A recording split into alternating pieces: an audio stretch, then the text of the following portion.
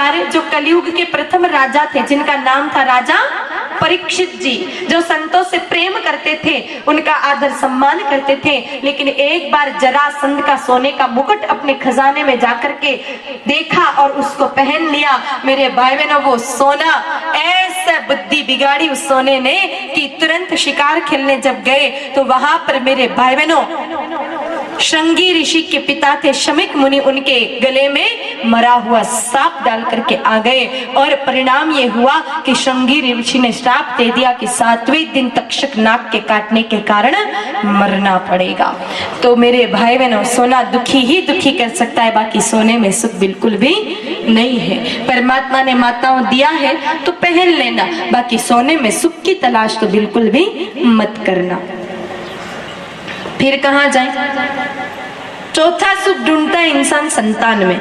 जिनके औलाद नहीं है उनको एक बात हमेशा खाई जाती है कि सबके औलाद है मेरे नहीं है, सबके औलाद है मेरे नहीं है। भगवान की कृपा से एक संतान हो जावे, एक औलाद हो जावे तो मैं तो सुखी ही सुखी हो जाऊं। स्वप्न में भी कल्पना मत करना कि संतान सुखी करेगी, क्योंकि ना तो आज तक किसी संतान ने अपने माता पिता को सुखी किया है और न भविष्य में कोई संतान अपने माता पिता को, मेरे भाई बहनों, सुखी कर पाएगी। राम जी और कृष्ण कन्हैया जैसी बड़ी बड़ी हस्तियां भी अपने माता पिता को सुखी नहीं कर पाई। राम जी की याद में उनके पिता दशरथ जी राम राम राम राम राम राम राम कहते कहते तड़प तड़प के प्राण त्याग देते, लेकिन अंतिम समय राम जी के दर्शन नहीं होते हैं। श्रवण कुमार जी की याद में उनके अंधे बुढ़े माँ बाप ने प्राण त्याग दिए, लेकिन अंतिम समय तो श्रवण कुमार जी भी अपने माता पिता के सहारे नहीं बन पाए। और बात करें मेरे भाई बहनों कन्हैया जी की, तो उनके तो जन्म की खबर सुनते ही माँ पिताजी को जेल जाना पड़ा। जन्म हुआ नहीं, सिर्फ खबर आ गई तो उसमें ही माता पिता को जेल जाना पड़ गया। तो जब इतनी बड़ी बड़ी मातृ पितृ भक्त हस्तियां अपने माता पिता को सुखी नहीं कर पाई, तो आजकल कलयुग में भैंसों का दूध पीने वाली संतान क्या खाक सुखी करेंगी आपको? बिल्कुल कल्पना ही मत करना। और ये भी मत विचार करना कि मैं ये कह रही हूँ कि संतान नहीं होनी चाहिए, ऐसा मेरा बिल्कुल उद्देश्य नहीं है कहने का। संतान होनी चाहिए, और लेकिन जब से ये परिवार नियोजन के नाम पर हम लोगों ने परमात्मा के इस विभाग में हस्तक्षेप किया, उल्टा हम कबाड़ा करके बैठ गए हैं। देखो, पहले हर व्यक्ति के 10-12 संतान हुआ करती थी, फिर भी जनसंख्या नियंत्रित थी। और आज एक दो बच्चे हो रहे, लेकिन जनसंख्या घटी तो है ही नहीं, उल्टा बढ़ी रही है। क्या कारण है? कारण सिर्फ एक है कि जनसंख्या घटाना अथवा बढ़ाना ये हमारा विभाग नहीं है, ये भोले बाबा का विभाग है।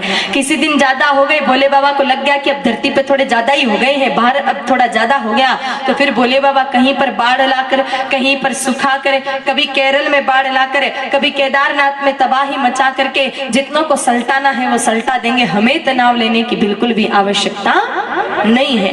ये जितने भी जानवर है, कुत्ता बिल्ली, ये कौन सा परिवार नियोजन जानते हैं? फिर भी तो इनकी संख्या नियंत्रित है, और हम इंसानों ने परमात्मा के इस विभाग में हस्तक्षेप किया तो उल्टा हम बिगाड़ा करके बैठ गए हैं। मेरे भाई बहनों, प्रकृति जो करती है वो सब संयमित होता है। हम हस्तक्षेप करने जाएंगे, सुधार कुछ नहीं पाएंगे, उल्टा बिगाड़ के ही रख देंगे। इसीलिए संतान एक नहीं, 4 होनी चाहिए। पर याद रखना, चारों को अपने पास भी मत रख लेना। होनी तो 4 चाहिए, पर चारों को अपने पास भी मत रख लेना। अगर चारों को अपने पास रखा तो बड़ा बेटा विचार करेगा, दूसरे नंबर का रोटी देगा, दूसरे नंबर का सोचेगा, तीसरे नंबर का रोटी देगा, तीसरे नंबर का विचार करेगा कि चौथे नंबर का रोटी देगा, और इस चक्कर में 4 बेटों के माँ बाप को भूखा ही सोना पड़ जाएगा। तो संतान होनी तो 4 चाहिए, लेकिन सबसे पहले बेटे को आप राष्ट्र के लिए समर्पित करो, सैनिक बनाओ पहले बेटे को। दूसरे बेटे को धर्म के लिए समर्पित करो, संत बना करके और धर्म के प्रचार के लिए लगा दीजिए। तीसरे को समाज सेवी बनाओ, समाज का काम कर सके, लोगों की पीड़ा को मिटा सके, और मेरे भाई बहनों सामाजिक संतुलन को व्यवस्थित कर सके। तीसरे व्यक्ति को समाज सेवी बनाओ, और चौथे बेटे को रखो अपने पास अपनी सेवा सेवा के लिए। जब एक बेटे पर सारा आप दायित्व डालेंगे तो वो अपने कर्तव्य का निर्वहन बहुत सुंदर तरीके से कर भी पाएगा। तो संतान होनी तो चार चाहिए, लेकिन मेरे भाई बहनों संतान सुखी करेगी, औलाद सुखी करेगी, ये बिल्कुल विचार मत करना। कई सारे बुढ़े दादा दादी हमारे पास दुखी होकर के आते हैं, महाराज बेटा बहु पूछे ही कोनी, सेवा ही कोनी करे। तो आप अपेक्षा ही मत रखो, क्योंकि आज तक किसी ने नहीं किया तो आपके बच्चे भी करेंगे ऐसा आप अपेक्षा ही मत रखो। बच्चे कभी किसी को सुखी नहीं करते, औलाद तो आती दुखी करने के लिए है। तो मेरे भाई बहनों संतान में सुख नहीं। अब तो प्रश्न और गंभीर हो जाता है कि जब धन में सुख नहीं है, जब संतान में सुख नहीं है, जब सोने में सुख नहीं है, जब मकान में सुख नहीं है, इसका मतलब सुख तो कहीं है ही नहीं। फिर तो एक ही मार्ग दिखता है कि सब कुछ छोड़ छाड़ करके फिर चले जाएं हिमालय की गुफाओं में, वहां बैठकर राम नाम की माला फेरेंगे, राम राम राम राम राम राम जपेंगे, तो फिर तो सुखी ही सुखी हो जाएंगे। बोलो भाइयों, हो जाएंगे कि नहीं हो जाएंगे? हो जाएंगे। तो भाइयों चले मत जाना, क्योंकि सारा सुख तो वहां पर भी नहीं मिलेगा। परमात्मा ने इस धरती पर इंसान को कर्म करने के लिए भेजा है, और कोई इंसान अपना कर्म छोड़कर हिमालय की गुफाओं में भाग जावे तो हमारी नजरों में उससे बड़ा कायर कोई नहीं है।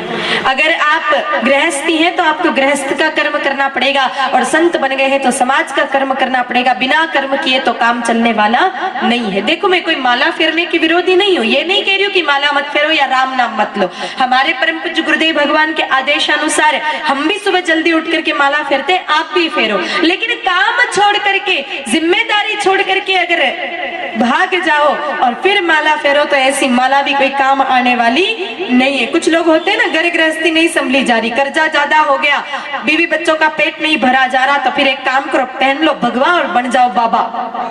ऐसे तो बाबा भी बन गए तो भी कोई लाभ होने वाला नहीं है।